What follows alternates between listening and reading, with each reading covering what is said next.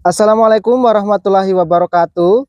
Kepada yang terhormat Bapak Ibu dosen dan guru pamong uji kinerja PPG PAI Batch 2 dalam jabatan tahun 2024.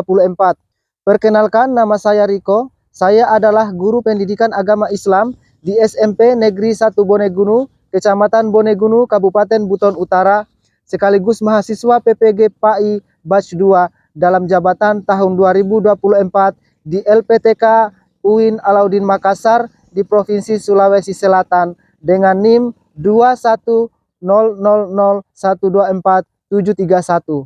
Pada hari ini tanggal 29 Januari 2025 saya akan melakukan uji kinerja di SMP Negeri 1 Bonegunu, Kecamatan Bonegunu, Kabupaten Buton Utara. Dalam praktek ini saya mengambil di kelas 8 dengan materi meyakini Nabi dan Rasul Allah. Terima kasih. Wassalamualaikum warahmatullahi wabarakatuh.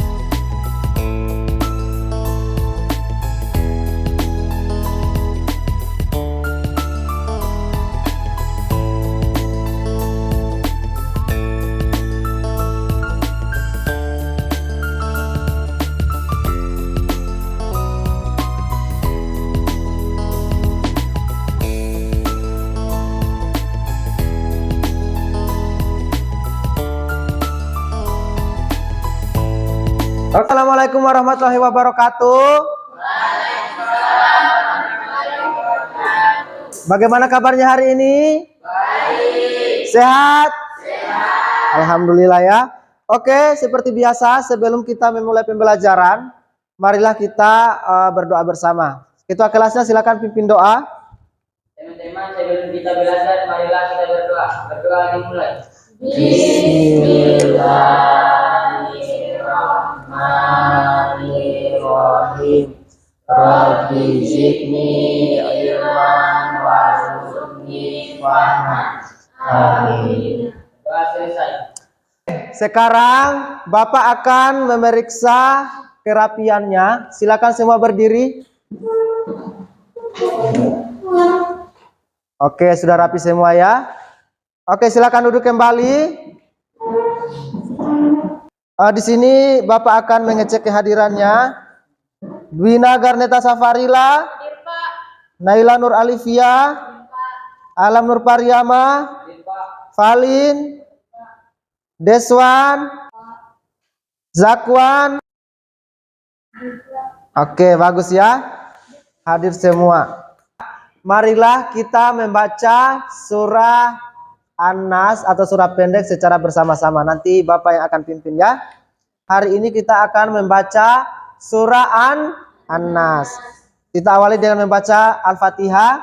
A'udzubillahi minasyaitonirrajim. Bismillahirrahmanirrahim. Alhamdulillahi rabbil alamin. Ar-Rahmanirrahim. Maliki yaumiddin. Iyyaka na'budu wa iyyaka nasta'in. Ihdinas siratal mustaqim.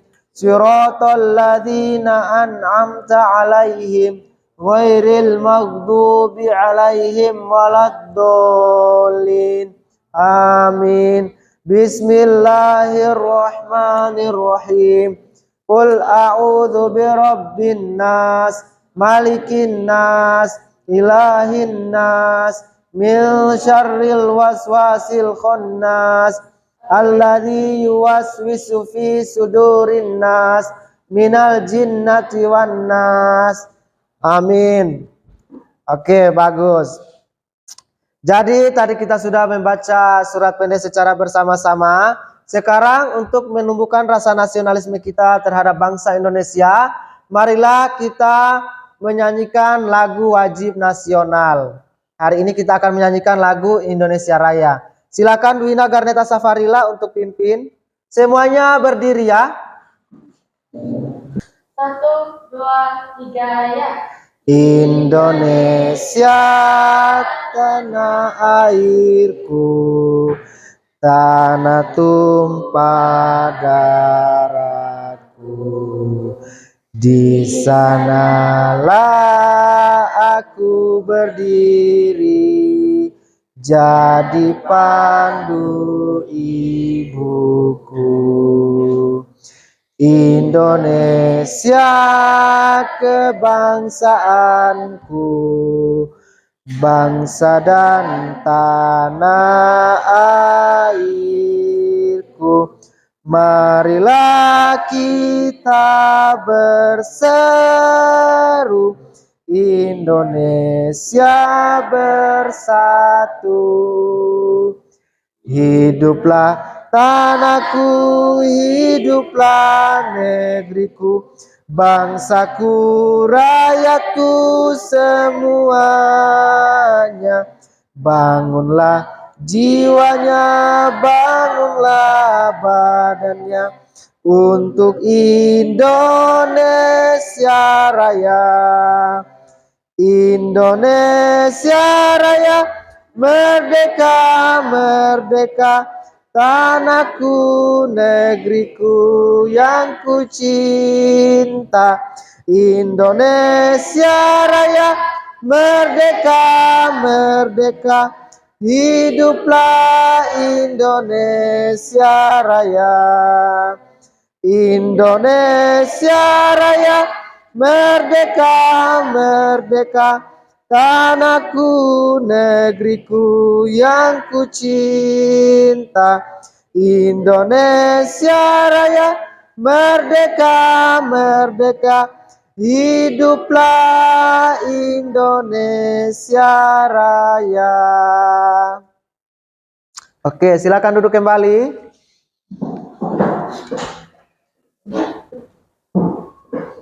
Oke, karena tadi kita sudah berdoa dan menyanyikan lagu Indonesia Raya, sekarang Bapak akan menanyakan kembali materi apa yang kita pelajari minggu lalu. Ada yang masih ingat? Oke, Dwina, pelajaran apa? Iman kepada Nabi dan Rasul. Nah, iman kepada Nabi dan Rasul. Coba Naila sebutkan apa itu iman kepada Nabi dan Rasul. Iman kepada Nabi dan Rasul adalah percaya kepada Nabi dan Rasul. Oke, bagus. Kasih tepuk tangan.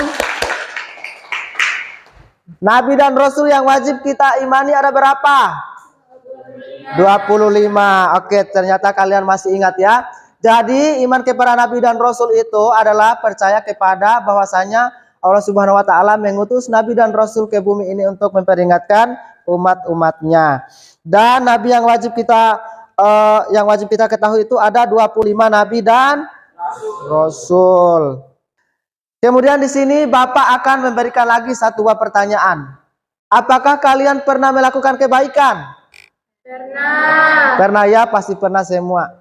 Coba Rizna, kebaikan apa yang pernah Rizna lakukan dalam kehidupan sehari-hari?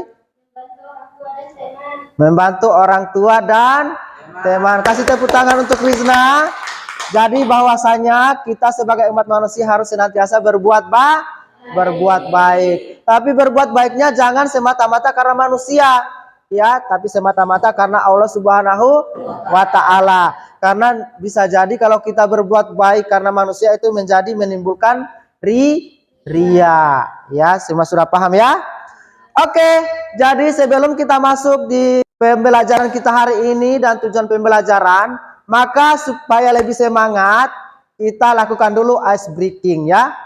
Sebelum masuk pelajaran. Oke. Semuanya sudah tahu ya? Semuanya berdiri. Tepuk semangat. Semangat. Oke, tepuk tangan. Silakan duduk kembali. Oke, karena kalian sudah semangat, jadi pembelajaran kita hari ini adalah, bisa dilihat sama-sama di layar, meyakini Nabi dan Rasul Allah menjadi generasi digital yang berkarakter.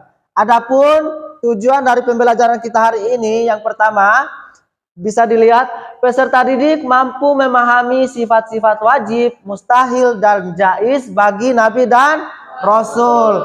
Yang kedua, peserta didik mampu memberikan contoh penerapan keteladanan sifat-sifat Nabi dan Rasulullah dalam kehidupan sehari-hari. Ya, bagus ya. Kemudian di sini Bapak akan menampilkan satu buah video. Nah, jadi kalian perhatikan secara seksama videonya. Di akhir video sebentar Bapak akan memberikan beberapa pertanyaan ya. Jadi kalian bisa disimak sama-sama videonya. Jangan ada yang berkedip. Kota Mekah pernah dilanda banjir bandang. Pada saat itu usia Muhammad 35 tahun. Ka'bah yang merupakan bangunan suci di Mekah turut terendam air bah.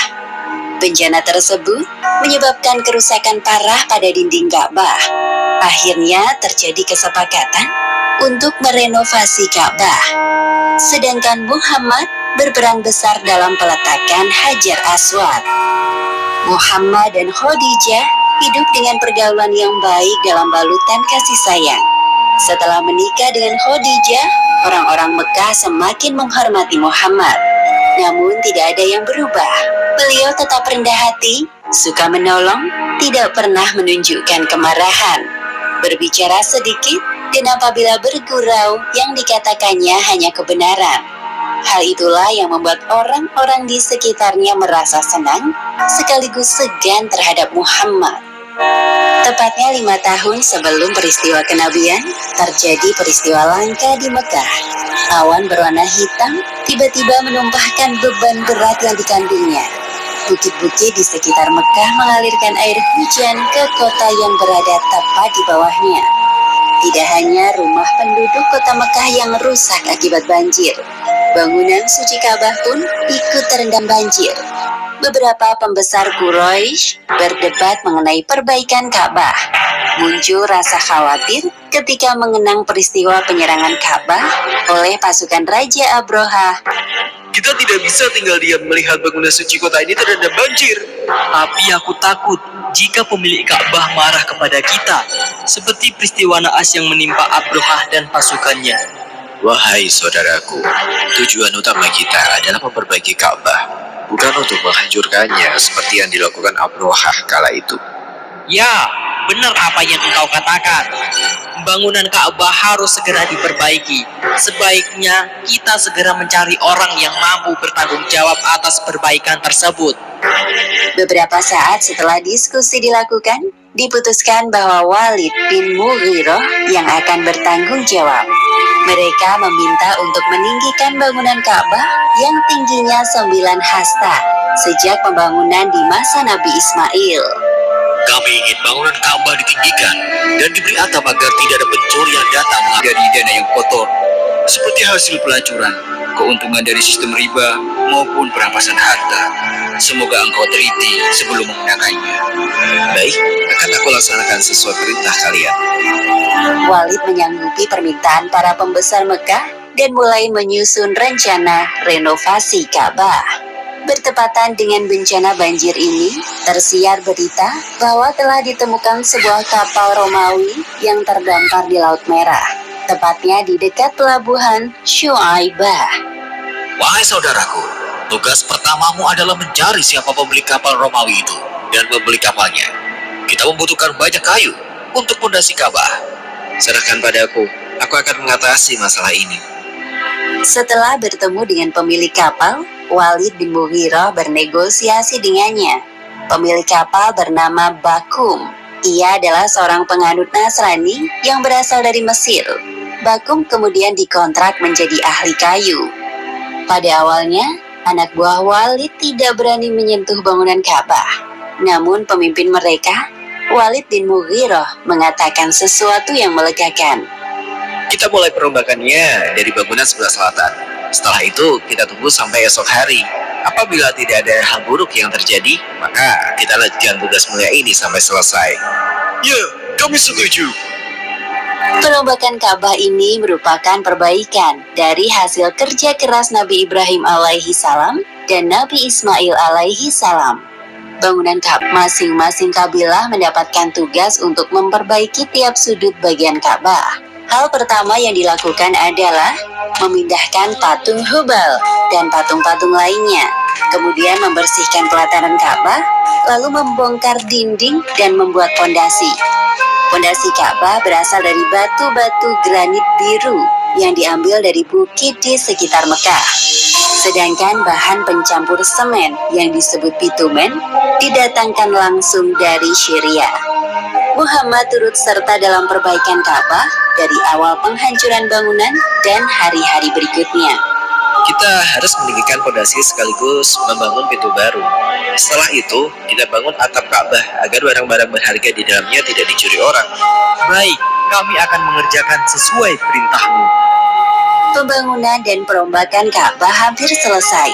Setelah dinding Ka'bah tingginya mencapai 15 hasta. Kemudian dipasang atap yang disangga dengan 6 tiang. Selain itu, dibangun pintu dan tempat peletakan Hajar Aswad.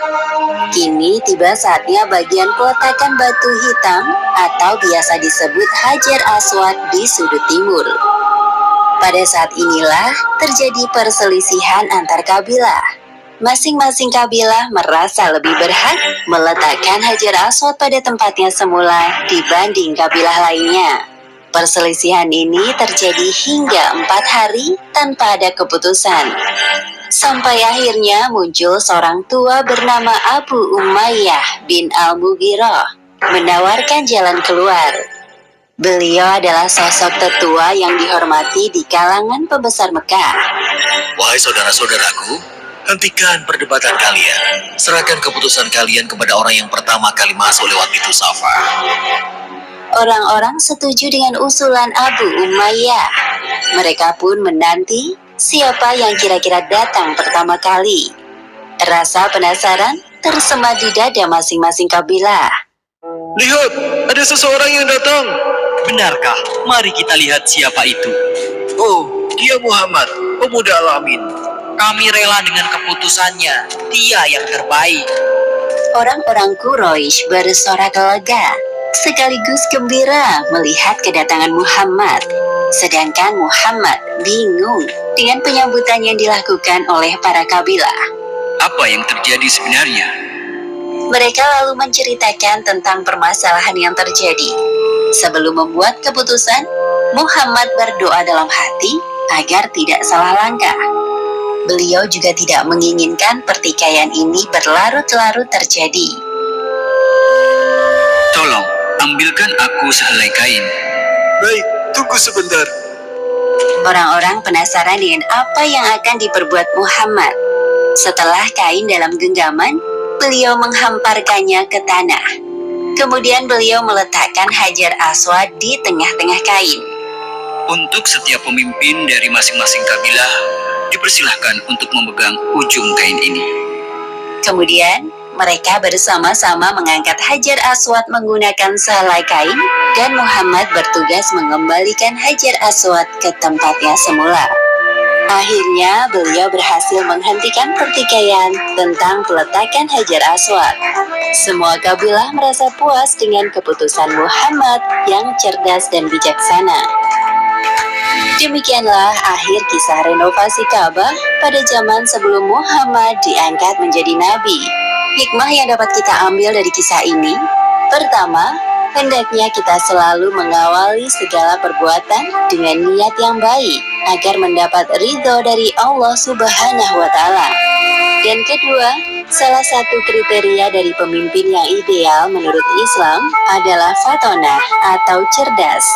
Hal tersebut dibuktikan dengan cara yang digunakan Muhammad dalam menyelesaikan persoalan peletakan Hajar Aswad. Maka, sudah sepantasnya beliau menjadi seorang pemimpin umat Islam. Wallahu a'lam bishawab.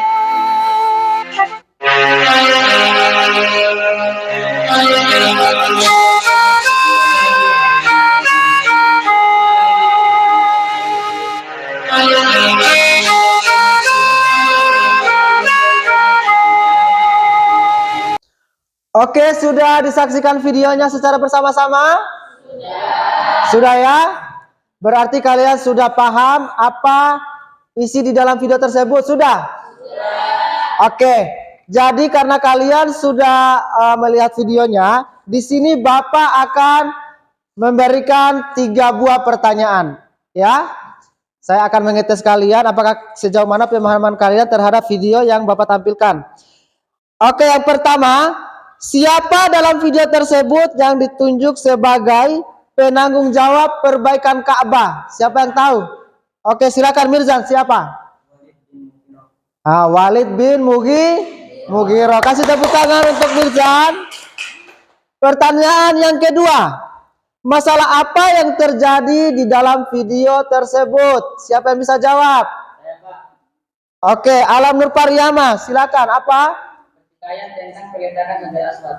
Pertikaian tentang peletakan batu Hajar Aswad. Kasih tepuk tangan untuk Alam.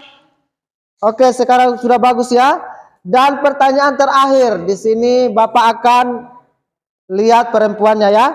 Bagaimana cara Nabi Muhammad menyelesaikan masalah tersebut? Siapa yang bisa jawab? Oke, Dwina Garneta, silakan. Cara Nabi menyelesaikan masalah tersebut, Nabi meletakkan kain di tengah-tengah, lalu meletakkan batu Hajar Aswad di tengah-tengah dan menyuruh para pemimpin kabilah memegang kain tersebut dan Nabi Muhammad yang meletakkannya di tempat semula. Oke, kasih tepuk tangan untuk Dwina. Ya, sangat bagus sekali jawaban dari kalian. Berarti sejauh ini kalian sudah paham dari video yang telah Bapak tampilkan tersebut ya. Oke, nah jadi di sini Bapak akan membagi beberapa kelompok ya dari pembelajaran kita hari ini terkait Nabi dan Rasul. Nah, kalian akan Bapak bagi menjadi 3 kelompok dan akan kalian pecahkan 2 buah pertanyaan yang akan Bapak bagikan sebentar ya. Untuk kelompok 1, Rizna, Puput, Alam, dan Mirzan.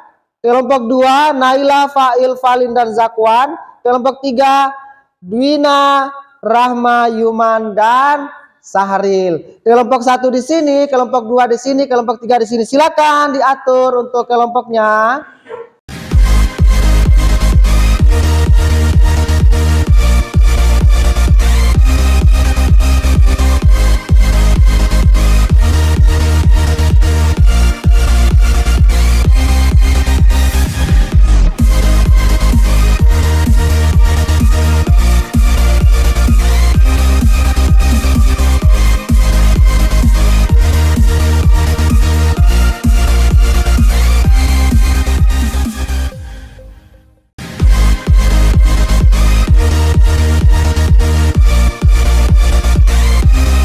Oke, sudah diatur kelompoknya?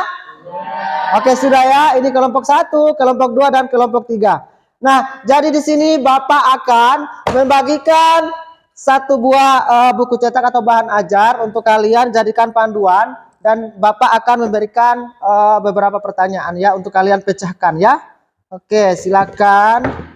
Ini untuk bahan ajarnya. Ini silakan dibagikan ke teman-temannya, Fail.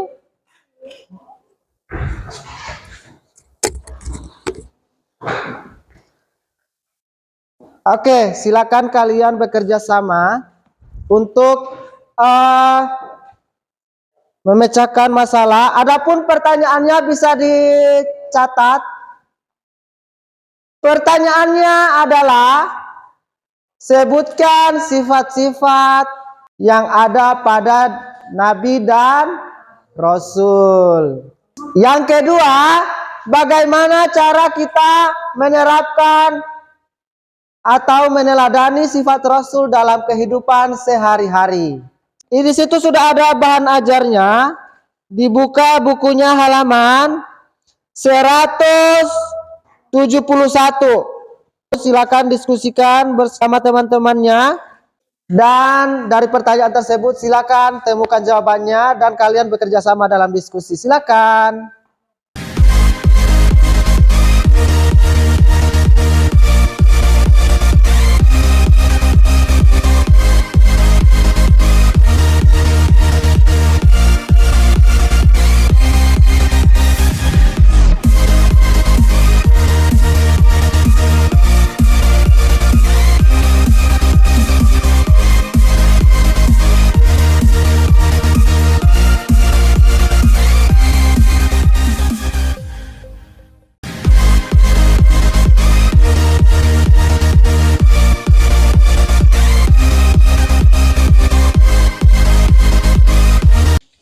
Mana tadi yang tidak dipahami? Oh ini. Iya, sidik, amanah. Nanti dikaitkan dengan misalnya tuh sidik itu berkata benar. Terus apa misalnya dalam kehidupan sehari-hari teladannya kita harus apa? Ini kan berkata jujur toh. Harus contohnya dalam kehidupan sehari-hari misalnya apa? Kelompok 1 bagaimana? Aman? Ini kelompok 3 ini. Mantap. Bagaimana kelompok 3? Aman? Aman. Ada pertanyaan, Yuman? Tidak ada, sudah paham ya? Jadi itu ya keteladanan kita harus bekerja sama ya di dalam diskusi.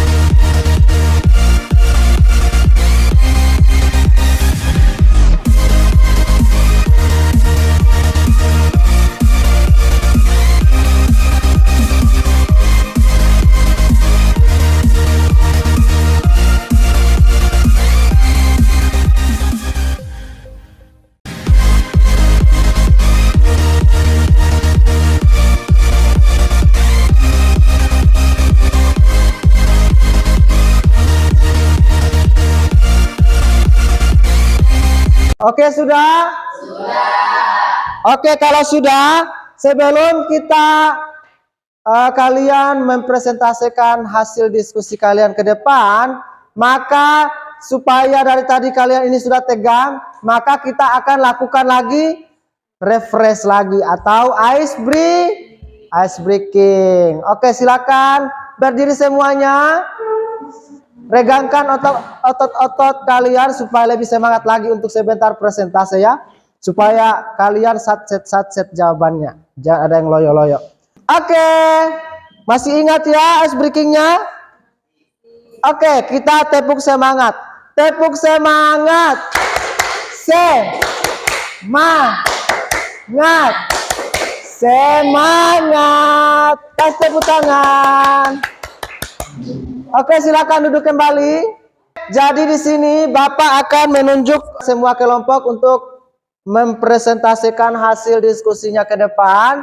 Dan kelompok pertama yang akan maju adalah kelompok 3. Oke, silakan maju ke depan. Assalamualaikum warahmatullahi wabarakatuh. Waalaikumsalam warahmatullahi wabarakatuh. Kami dari kelompok 3 akan membacakan hasil kerja kelompok kami. Sebutkan sifat-sifat yang ada pada Rasul. 1. Sifat wajib. Sidik berarti benar, amanah berarti terpercaya, tabligh berarti menyampaikan, fatanah berarti cerdas. 2. Sifat mustahil. Kizib artinya dusta, khianat, tidak dapat dipercaya, kitman, menyembunyikan, balada, bodoh. 3. Sifat jaiz adalah sifat yang dimiliki seperti manusia pada umumnya. Apakah ada pertanyaan? Oke, dari kelompok lain silakan Ayla. Apa saja contoh dari sifat jaiz? Contohnya makan, minum, tidur, menikah, lelah, letih, dan lesu. Oke. Ada pertanyaan lagi mungkin dari kelompok 1? Oke, tidak ada, jadi sudah jelas semua ya. Silakan kelompok 3 untuk menutup. Sekian dari kami. Terima kasih. Assalamualaikum warahmatullahi wabarakatuh. Silakan duduk. Selanjutnya di sini Bapak akan memanggil untuk kelompok 2. Silakan kelompok 2. Silakan kelompok 2. Assalamualaikum warahmatullahi wabarakatuh. Kami dari kelompok 2 akan mempresentasikan hasil diskusi kami. Adapun sifat yang harus kita teladani dari Nabi dan Rasul. 1. Sidik. Sidik berarti benar. Para Nabi dan Rasul selalu berkata benar, baik dalam menyampaikan wahyu maupun dalam perkataan sehari-hari. Dua, amanah. Amanah berarti terpercaya para nabi dan rasul adalah orang-orang yang menjaga kepercayaan yang diberikan kepada mereka, baik kepercayaan dalam menjalankan tugas kenabian dan kerasulan maupun kepercayaan dalam menjaga amanah dalam kehidupan sehari-hari. Tiga, tabligh. Tabligh berarti menyampaikan para nabi dan rasul senantiasa menyampaikan semua wahyu yang menjadi tugas dan tanggung jawabnya kepada umat manusia secara utuh. Empat, fatanah. Fatanah artinya cerdas. Para nabi dan rasul memiliki kecerdasan dalam menjalankan tugas-tugas kenabian dan kerasulan. Mereka mampu memahami persoalan umat sekaligus memberikan jalan keluarnya. Mereka mampu menghadirkan hujah atau argumentasi bagi para penentangnya. Mereka juga mampu menanamkan kebenaran ke dalam hati orang-orang yang ragu terhadapnya. Itulah hasil diskusi kami. Apakah ada pertanyaan? Saya Oke, Dina silakan. contoh sidik di kehidupan sekolah. Jadi sidik itu adalah berkata jujur. Contohnya dalam lingkungan sekolah yaitu tidak boleh menyontek saat ulangan dan berkata jujur kepada guru. Oke, bagaimana masih ada pertanyaan lagi? Tidak. Tidak ada, silakan ditutup. Sekian dari kami. Wassalamualaikum warahmatullahi wabarakatuh. Waalaikumsalam warahmatullahi wabarakatuh. Oke, tadi kalian sudah tampil, kelompoknya sudah sangat bagus sekali. Dan di sini Bapak akan mencoba menjawab kembali apa yang telah ditanyakan oleh teman-temannya tadi. Yang pertama tadi adalah sifat jais. Apa sih itu sifat jais? Jadi tadi teman-temannya sudah menjawab dengan sangat bagus. Jadi sifat jais itu adalah sifat yang dimiliki oleh Nabi dan Rasul seperti manusia pada umumnya. Jadi Nabi dan Rasul juga itu manusia, bukan malaikat ya. Jadi Nabi dan Rasul itu bisa makan, minum, tidur, menikah, lelah, kadang juga emosi-emosi sedikit ya. Itu yang dimiliki oleh Nabi dan Rasul seperti manusia pada umumnya. Disebut sebagai sifat jais ya. Paham ya Syahril Ramadan ya? Oke. Dan tadi kelompok 3 juga memberikan pertanyaan kepada kelompok 2 sangat bagus sekali. Jadi contoh sidik itu dalam lingkungan sekolah adalah sudah bagus tadi, tidak boleh menyontek saat ulangan, dan apabila guru memberikan tugas juga harus dikerjakan tepat waktu, tidak boleh berbohong ya. Paham ini? Paham, berarti sudah bagus semua. Kita kasih tepuk tangan untuk kalian semua. Dan dari diskusi kalian tadi saya sudah menilai. Jadi untuk nilainya di sini saya akan sebutkan supaya kalian lebih semangat lagi. Untuk kelompok 1 nilainya 95. Kasih tepuk tangan kelompok 1. Kelompok 2 95. Dan kelompok 3 97. Kasih tepuk tangan untuk kelompok 3. Jadi untuk nilai tertinggi hari ini adalah kelompok 3, tapi kelompok 1 dan kelompok 2 sudah sangat bagus memperoleh nilai 95. Oke, karena kalian tadi Bapak sudah sebutkan nilainya, jadi kalian lebih semangat lagi ya dalam belajar ya. Kemudian di sini Bapak akan melihat kembali sejauh mana pemahaman kalian terhadap materi yang telah kita pelajari. Jadi di sini kita akan menyimpulkan materi kita pada pagi hari ini. Siapa yang bisa menyimpulkan? Saya Pak. Oke, silakan Nina. Rasul memiliki banyak sifat-sifat yang ada pada dirinya. 1. Sifat wajib seperti sidik, amanah, tabligh, dan fatanah. 2. Sifat mustahil seperti kizib, khianat, kitman, dan balada. 3. Sifat jais. Oke, kasih tepuk tangan untuk temannya. Jadi bahwasanya dalam sifat Rasul itu terbagi menjadi 3 sifat. Yang pertama sifat wajib. Tadi itu ada apa? Sidik, Berkata jujur, amanah dapat dipercaya. tabligh, Menyampaikan kebenaran dan fatanah, Fatanah berarti cerdas, sifat mustahil apa tadi? kizib, Dibalikan berkata tadi. dusta, Berkata dusta, khianat, kiamat adalah tidak dapat dipercaya, ketiga kitman, iman atau menyembunyikan, memberikan kebenaran, dan yang keempat adalah balada atau bodoh, dan yang ketiga sifat jais. sifat jais sifat yang dimiliki manusia pada umumnya seperti makan, minum, tidur, letih, lesu, dan senang marah-marah. Jadi dalam kehidupan sehari-hari kita harus senantiasa berkata jujur ya, berkata jujur. Misalnya kita harus amanah, dapat dipercaya. Kalau orang menitip pesan sama kita atau kita mempunyai utang, harus segera dibayar, atau menitip pesan harus segera disampaikan. Terus tablik, menyampaikan kebenaran. Misalnya kalian menasihati temannya, tidak boleh mencuri ya, tidak boleh berbohong, seperti itu ya. Dan yang terakhir adalah fatona atau cerdas. Cerdas itu kita miliki ketika kita belajar ya. Tidak ada siswa yang bodoh, jadi semuanya cerdas. Hanya bagaimana kita belajar supaya lebih cerdas lagi, seperti yang dimiliki oleh Nabi dan Rasul. Oke, jadi di sini Bapak akan membagikan LKPD untuk mengukur sejauh mana pemahaman kalian terhadap materi pada pagi hari ini. Jadi LKPD-nya ini per individu ya.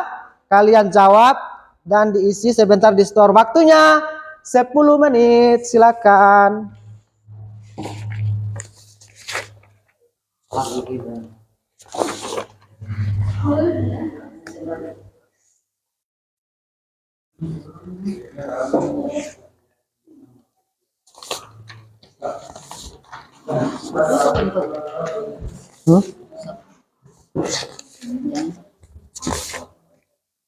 Ini baru satu-satu.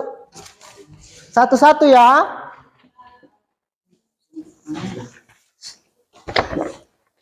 Oke, silakan diisi.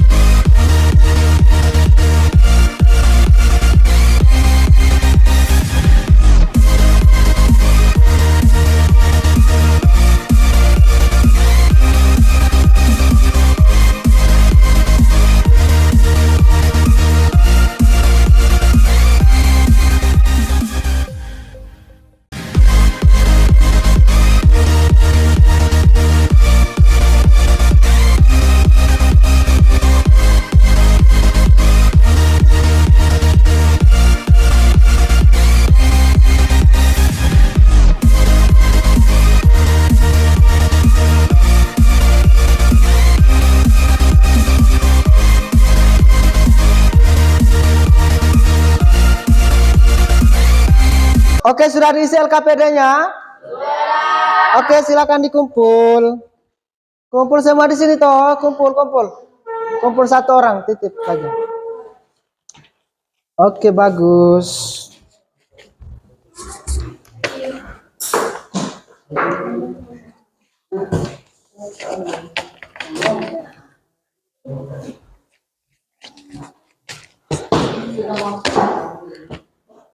Sudah semua ya?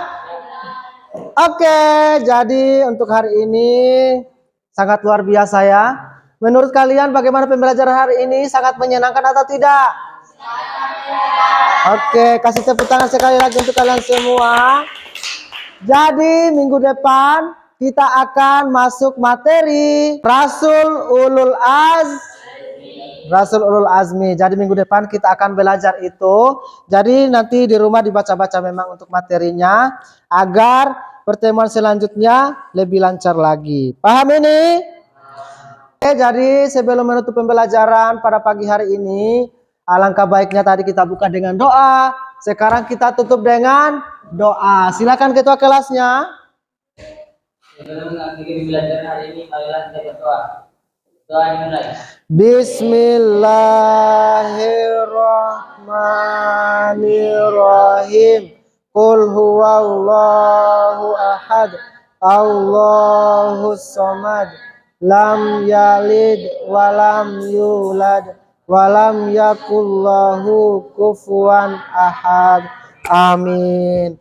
Alhamdulillah, pembelajaran kita hari ini selesai cukup sampai di sini, dan kita akan bertemu kembali minggu depan dengan mempelajari sifat-sifat Nabi dan Rasul Ulul Azmi.